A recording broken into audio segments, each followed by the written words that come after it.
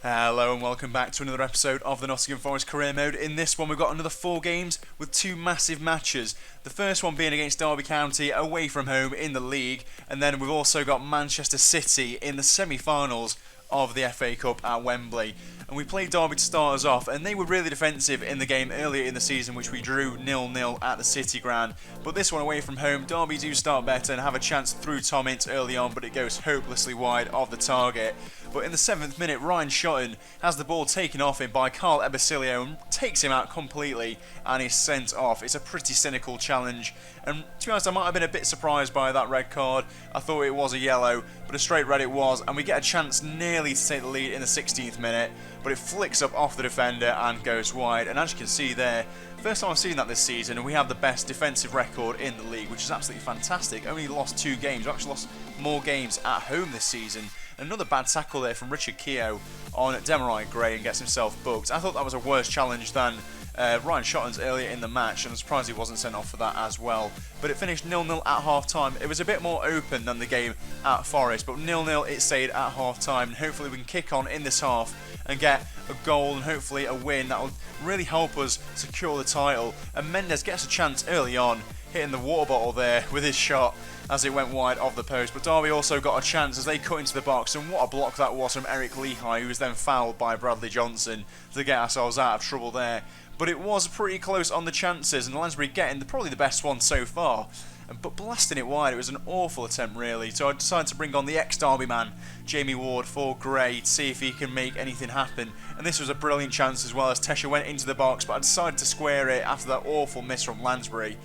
I decided to square it, and it was a really poor attempt, and we didn't take it then. And also Derby getting a chance here, playing it across the box, but no one can get on the end of it. And this is pretty much how the entire game went, but we had a really good break on with a couple of minutes left as Lansbury set up Jamie Ward, who really should have played it back across the goal. It's a great save, but I really should have played it to Lansbury, but I really wanted Jamie Ward to score that goal against his former club in the last minute, but he didn't take it, and it did finish 0-0. It was a far more entertaining game than the last one, but Derby again didn't have many chances, and we did have the majority of the game in our hands, but we didn't take any of them ourselves, and it finished 0-0. But another point towards the title, hopefully, and some growth there for a few players before we kicked off this FA Cup semi-final against Man City. And just before I start, I wanted to say that I did lose the first 15 minutes of this game. For some reason it was corrupted, but not much happened. What really happened was that Man City were just on top of us, and forcing a great save out of Daniel Bentley there was Kevin De Bruyne.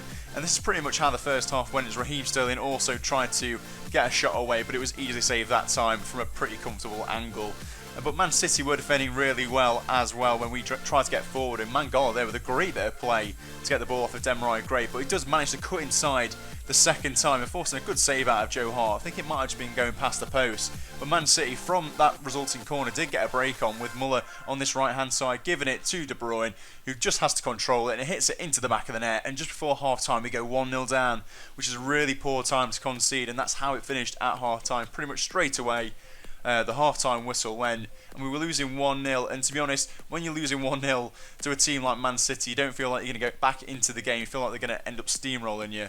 But they didn't really get that many chances. I mean, here in the 68th minute, not much had really happened, but they did get a chance, and it really took a bit of magic to get back into this one. What a great bit of play that was between Lansbury and Gray, who played it across the goal to Nelson Oliveira. I went a bit mental when that went in, because I really wasn't expecting it. It was the first shot of the second half, so I was really surprised. But from there, we were the better team, and Ebersilio getting a shot and hitting the post with that one, and I couldn't believe it. I thought that was our chance to win the game, but I did nick the ball off the defender with 2 minutes to go, and I wasn't going to risk taking the shot with Oliveira with how my chances were at a premium, and I gave it straight to Lansbury, who managed to knock it in to make it 2-1, and incredibly we went through to the FA Cup final. Somehow we managed to beat Man City, even though they did get the majority of the chances. Well, looking at that, to be honest, it was pretty even, but it felt like they had the better chances.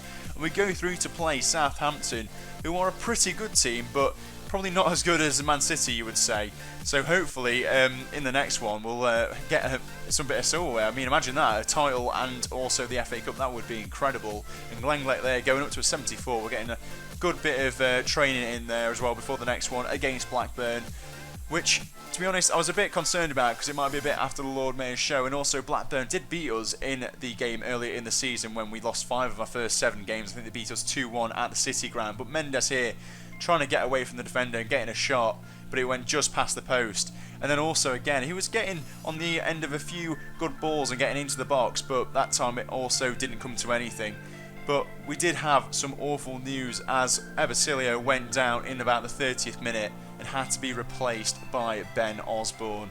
I don't know how long he'll be out for, we'll see at the end of this match, but with a player that integral to our squad, it could really affect our chances to get a few wins at the end of the season, as he has been great since he came in, which was, incidentally, about the same time we lost that match and went on an incredible unbeaten streak. And Lansbury there also getting a chance, but it was easily saved, and that's how it finished at half-time, 0-0 yet again, and hopefully we'll be able to kick on in the second half.